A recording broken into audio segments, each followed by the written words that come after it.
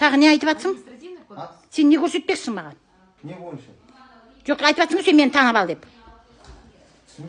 Сен айтып жатқан жоқсың ба, мені танып ал, мен кім екенін білесің ба деп.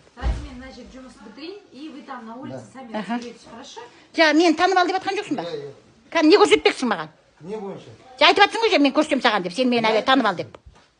Мен видеоға түсірген уақытта басқа сайрап қалдың ғой, Жоқ, видеоға түсірген уақытта басқа сайрап қалдың ғой, жаңа сайрап жатырсың ғой. Сен мені танымайсың, мен сенге көрсетем жазып үстімнен.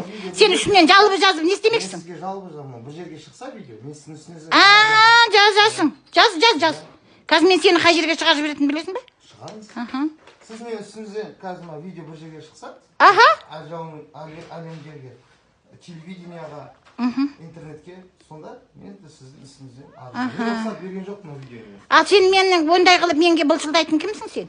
Әр нәрсені менге айтатын кімсің? Сен мені танып ал, мені біл, сен не дейсің менге деп. Не деп жатырсыз, мен сізді түсінбедім. Сенің ондай ненің характеріңді мен көтере алмайды екенмін.